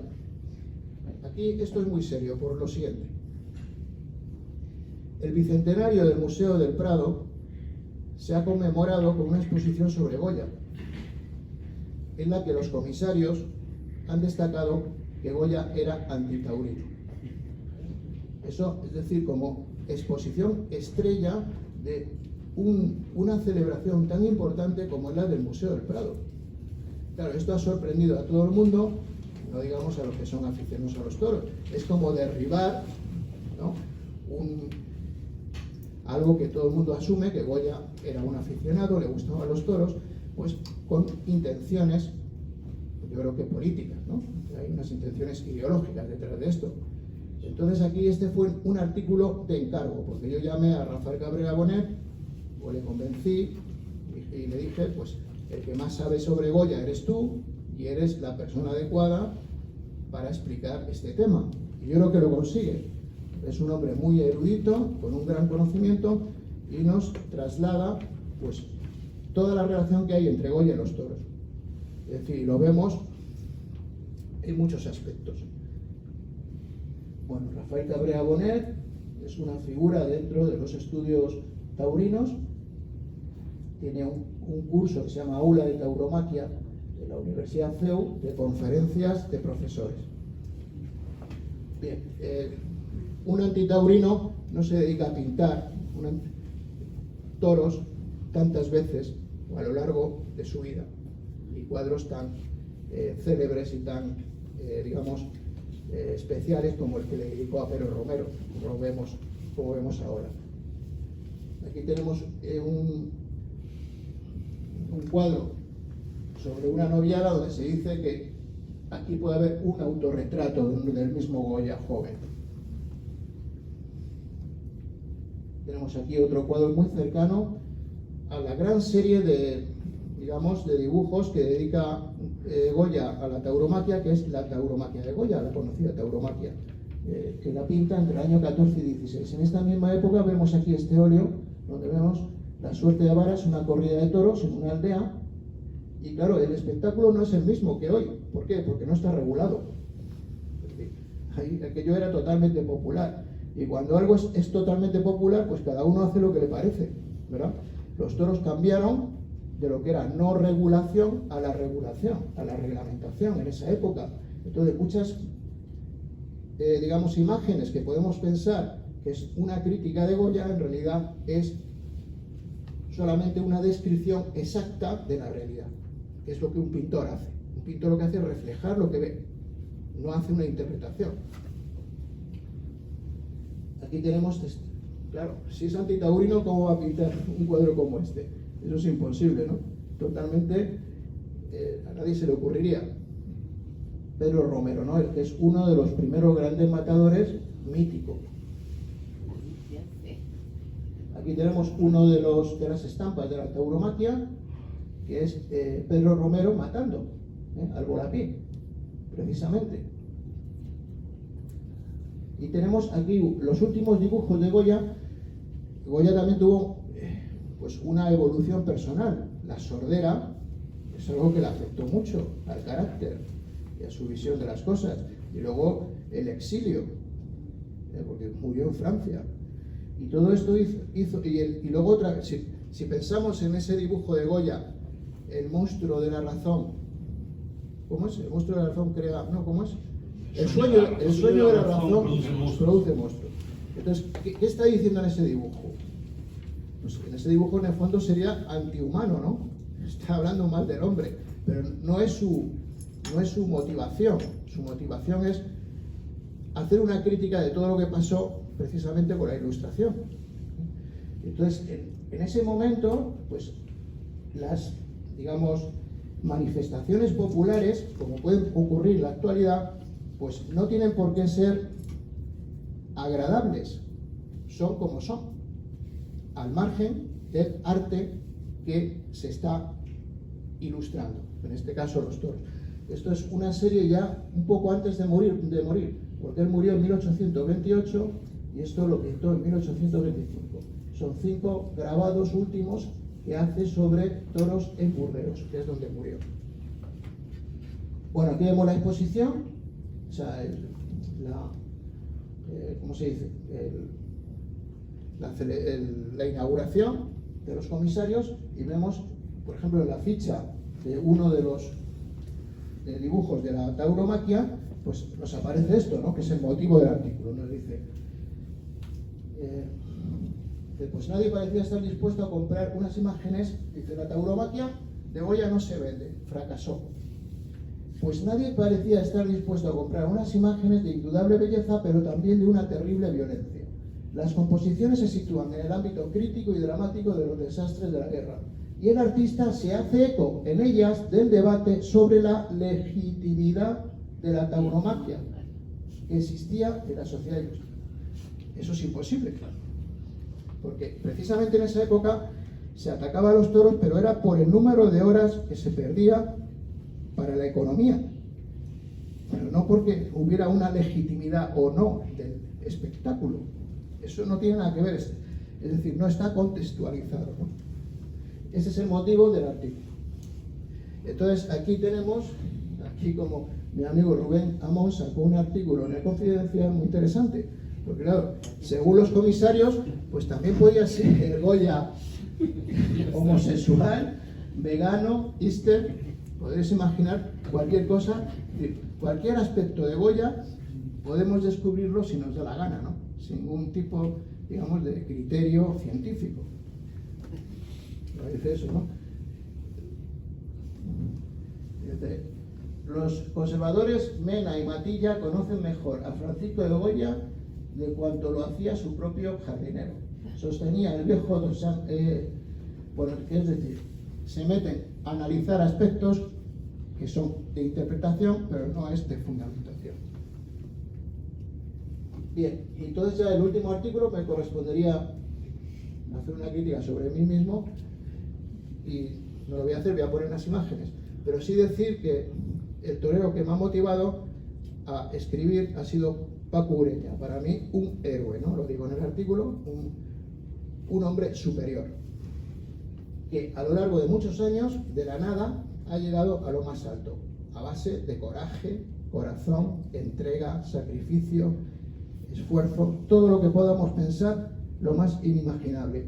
Y el año pasado todo eso tuvo su gran éxito en la gran corrida que hizo, que consiguió en 2 grandes faenas en Bilbao, que tuve la suerte de estar.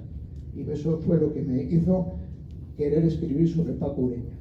Entonces el artículo se titula Paco Ureña en Bilbao, 2019, una cumbre.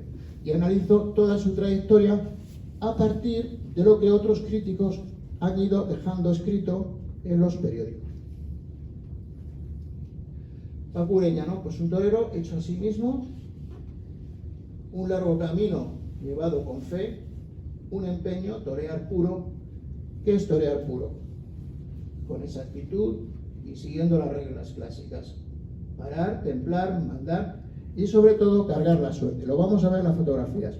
Es el torero que carga la suerte, no como otros que esconden la pierna. Para esto luego después, si alguien quiere saber lo que es cargar la suerte, pues que me lo pregunte. Es el fundamento del arte taurino.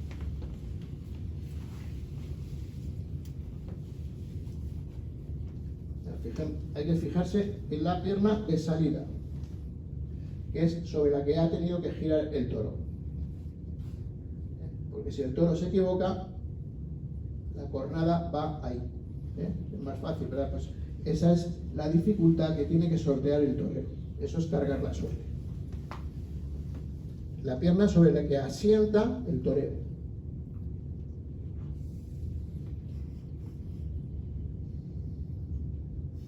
¿Y qué toros? Porque esto es un victorino.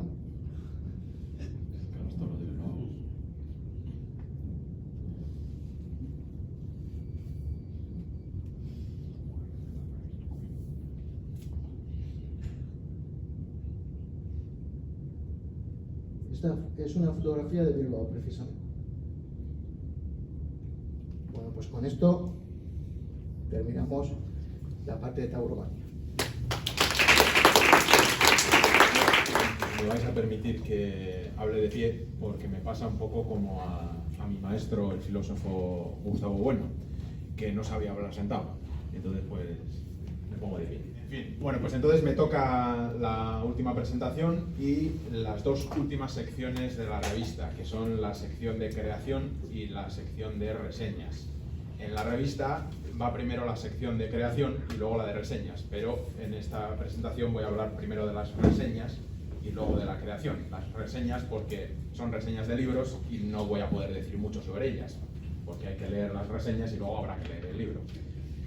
Y voy a pasar muy rápido sobre ello para poder, en la parte de creación, pues leer unos fragmentitos muy pequeños de cada una de las partes que hay en esa sección.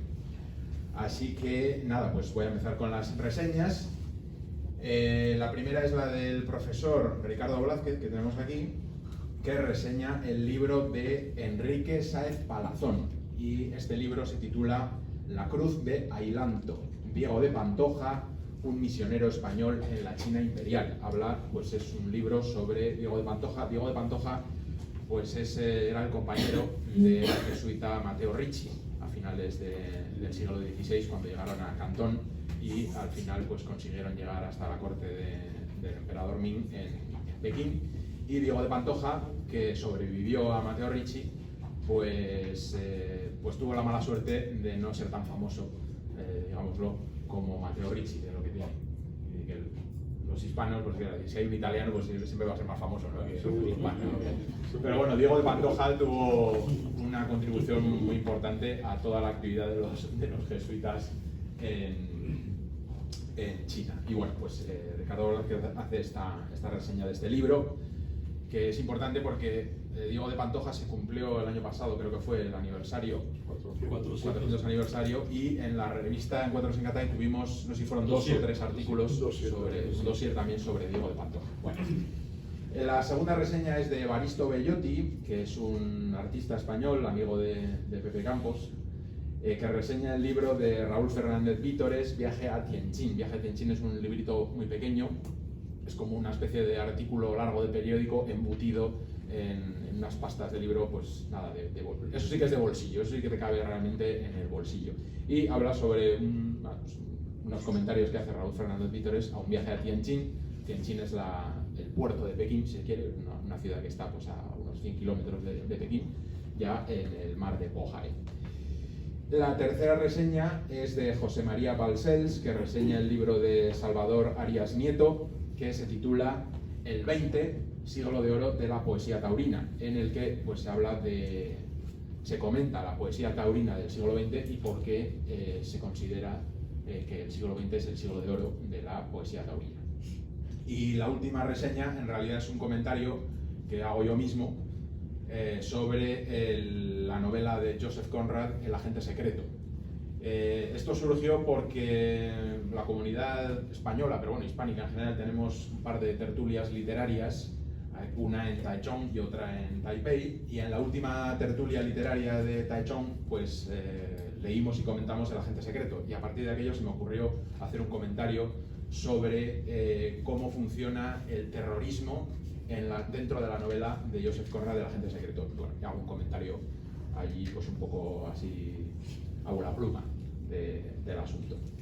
Y bueno, esta es la sección de reseñas y ahora pues voy a pasar a la sección de creación.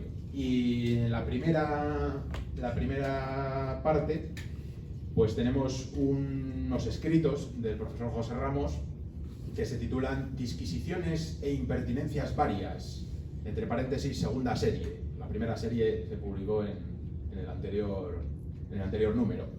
Y bueno, hay que decir que son una serie de párrafos en los que el profesor Ramos pues, hace unas diatribas contra la tecnología y contra las ideologías modernas y unos comentarios bastante sagaces sobre la actual crisis del coronavirus.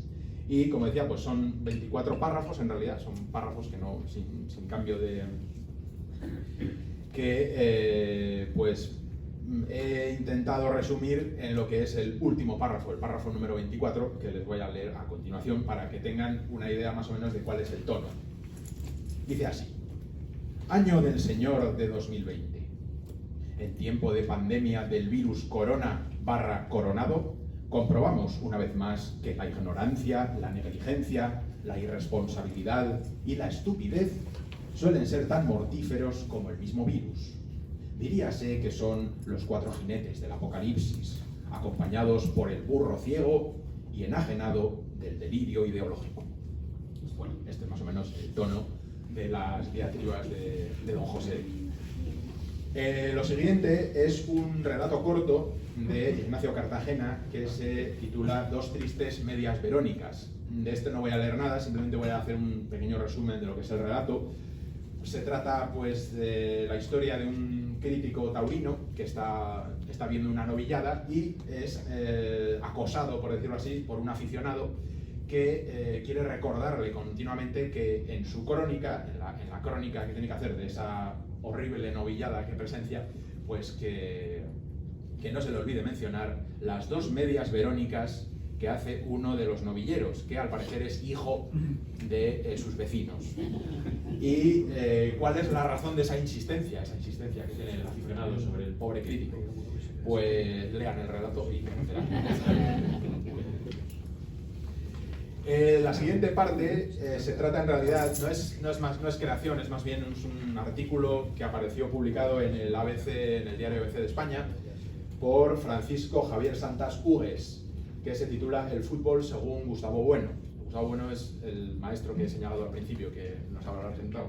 Bueno, pues simplemente Gustavo Bueno fue un filósofo español que murió en 2016, que tiene una obra amplísima que se está ahora editando en España poco a poco, y fue un filósofo que habló prácticamente de todo, es decir, no se dejó nada y además no miraba por encima del hombro ningún tema, ¿no?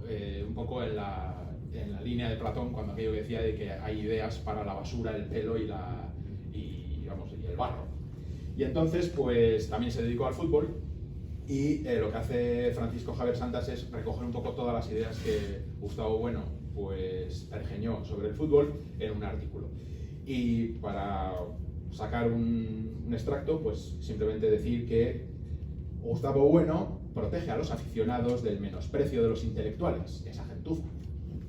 El desprecio intelectual lo explica porque los que ven el fútbol son los mismos que votan en las elecciones, es bueno. Reivindica además la inteligencia del aficionado. El fútbol no es complejo solo para el futbolista. Hasta el 9 más tronco tiene que tener inteligencia para dosificarse. El aficionado tampoco es tonto. Un débil mental no puede entender el fútbol porque tiene que saberse 400 nombres de jugadores, de ciudades, de árbitros, saber leer tablas de clasificación y lo que es el golaveraje. Quiere decir que es algo complicado. Pero además es que no es un mero espectador. Su pasión, incluso su ira, forma parte del juego. Bueno, pues vamos a pasar a la siguiente parte, que es de Raúl Fernández Vítores, el mismo del viaje de Enchín, que se titula Haikus de la piedra y el toreo. Adenda, 14 menires, arte de la tierra. Bueno, es una sección en la que hay una serie de haikus. Los haikus son estos versos japoneses, o estos poemas japoneses de 3 versos, que no tienen demasiado sentido aparente, se lo tendría que dar el lector en un principio, o incluso, pues yo que sé, adivinarlo por ciencia infusa de lo que quería decir el autor. Entonces, y luego la segunda parte son una serie de fotografías, de menires, los menires son esos megalitos que construían o que tallaban los pueblos de Europa Occidental, llamados celtas algunos, en fin, son los pueblos previos a la conquista romana. Bueno, y para muestra un botón de estos haikus de la piedra y el torero, pues voy a leer un par de ellos. Dice así: como un menir, sobre la pierna izquierda, el natural. Negro zaino, con pitones de luna, como el destino. Haikus. ¿Qué entiende usted por eso? Muy profundo, muy Profundísimo.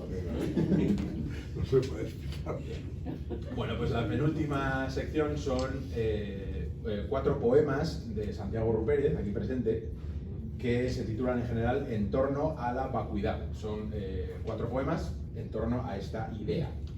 Y bien, les invito a que lean estos 4 poemas y más o menos para que también, como en el caso anterior, para que vean un poco el tono de cuáles son estos poemas, pues voy a leer aquí un pequeño extracto también. Y me van a perdonar porque nunca he sido bueno declamando poesía. Entonces, bueno, luego si quieres me asesinas a la salida, pero bueno. Pero voy a intentar hacer algo con ello.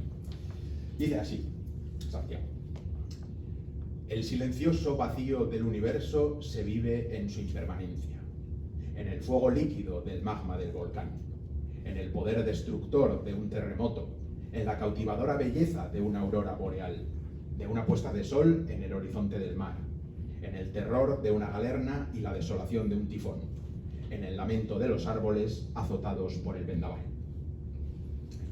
¿Te ha gustado, no? Muy bien. Y nada, pues vamos a terminar ya con lo último de lo último, que se trata de las diagonales de Juan José Suárez, que es, creo que son diagonales 12, en el número anterior eran diagonales 11, con lo cual dice que ya lleva 12 cogitaciones, porque no sé cómo llamar a esto que escribe Juan José Suárez, son unas cosas... Aforismo. Sí, pero tampoco exactamente son aforismos, son cosas raras que se le ocurren, y algunas son bastante divertidas, y he rescatado 3 para terminar, y así pues terminamos con una sonrisa todo, ¿no? Bueno, pues dicen así. La número 51 dice así: de todas las obras divinas, su preferida es el arroz con leche, si es posible, con un sutil espolvoreo de canela fina. La número 36 dice así: ¿qué hiciste para sobrevivir a la crisis económica del 2008? Reptar. Y ya la última, la número 32, al pene le llama cirio. 2 puntos. Es un místico. Muchas gracias. Pues nuevamente 1000 gracias. Espero que, estoy seguro, que habrán disfrutado mucho de la presentación y que estarán muy ansiosos de quienes no lo tengan, pues conocer el contenido de la revista.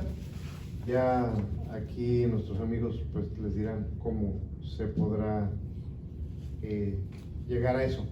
Pero lo que sí les puedo decir es que se puede llegar al vino y al tequila y a la comida. A partir de este mismo momento los invitamos a disfrutar. Muchas gracias, felicitaciones por la publicación de la edición 33 de Encuentros en Catay, y los invitamos a brindar por eso y también por nuestro Día Patrio, el 16 de septiembre, Día de la Independencia, que curiosamente lo estamos celebrando con hijos de la madre patria. Así de buena es la independencia de México. Muchas gracias, bienvenidos.